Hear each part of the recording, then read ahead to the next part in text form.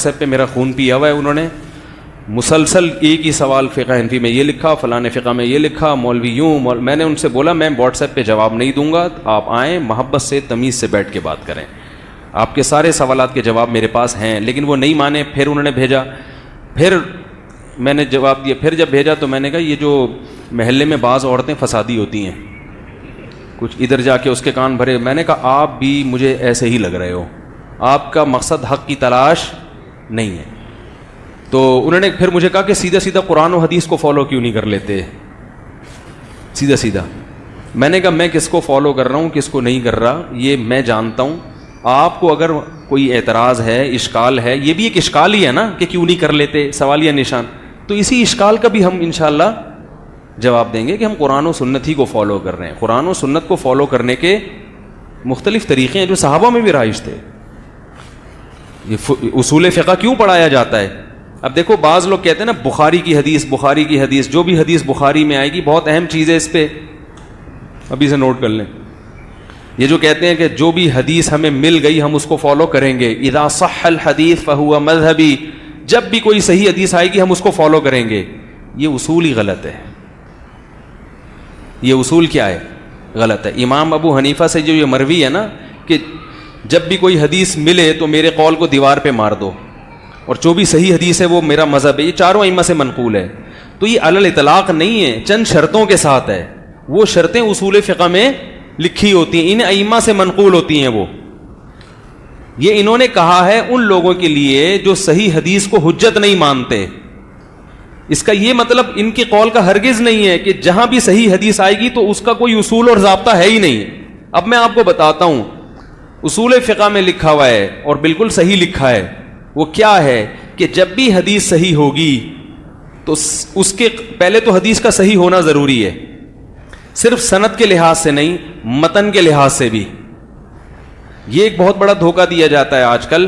حدیث کی سند تو پیش کر دی جاتی ہے، جیسے انجینئر علی مرزا نے 8 رکعت تراویح پر سنت ہونے پر موطا امام مالک کی حدیث پیش کی ہے، اور کہا ہے کہ موطا امام مالک آسمان کی چھت کے نیچے سب سے صحیح ترین کتاب ہے. اور اس پہ لیبل کیا لگایا ہے اس نے؟ حنفیوں کا بہت بڑا جھوٹ. لیبل کیا لگایا ہے؟ حنفیوں کا بہت بڑا جھوٹ کہ حضرت عمر نے 20 رکعت شروع کروائی تھی. یعنی اس نے یہ اس عنوان سے کہا ہے کہ دیکھو موطا میں کتنی لکھی ہوئی ہیں؟ 8. تو ایک تو ماشاءاللہ علمی کتابی جو بھی شخص ہوگا اس کا لب و لہجہ بھی علمی اور کتابی ہی ہوگا.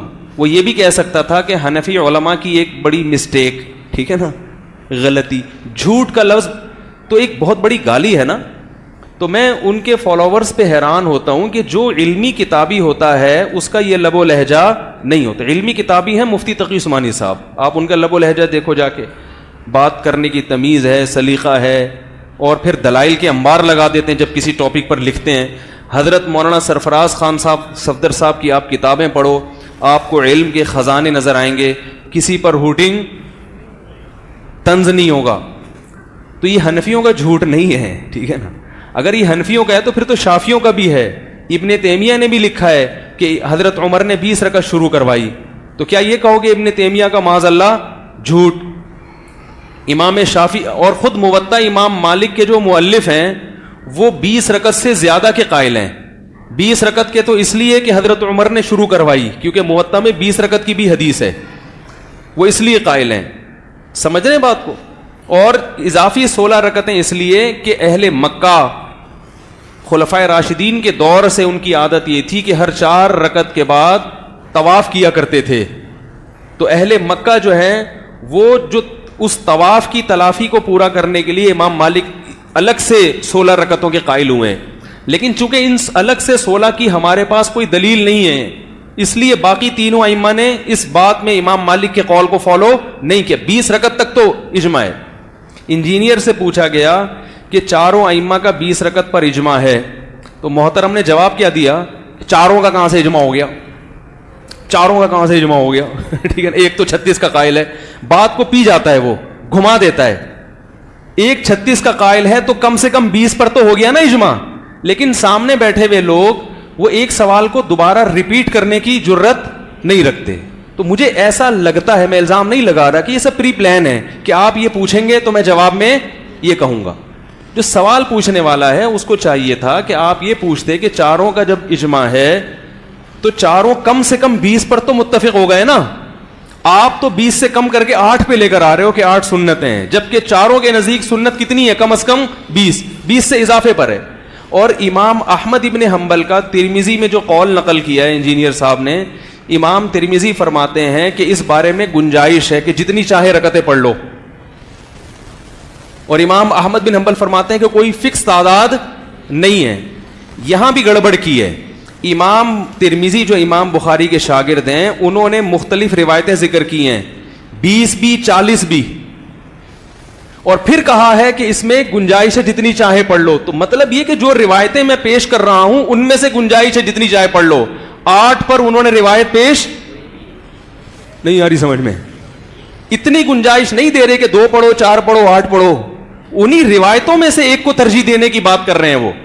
اور امام احمد ابن حنبل کا یہاں کا قول تو نقل کیا, یہ امام ترمذی جو نقل کر رہے ہیں, امام احمد کے جو اپنے شاگرد نقل کر رہے ہیں وہ نقل نہیں کیا انجینئر نے, وہ پی گیا. امام احمد بن حنبل کے جو اپنے شاگرد ہیں, جو ان کے مذہب کو سمجھنے والے ہیں, جیسے کہ مغنی بن قدامہ فقہ حنبلی کی مستند ترین کتاب سمجھی جاتی ہے, اس میں ہے کہ امام احمد بن حنبل کے نزدیک المختار جو راجح قول ہے وہ 20 رکعتیں ہیں. اس بات کو انجینئر نے اپنے کلپ میں ذکر پی گیا آرام سے. اور کیا کیا پیا ہے وہ بہت کچھ ہے, وہ میں انشاءاللہ کلپ ریکارڈ کرواؤں گا تو بتاؤں گا.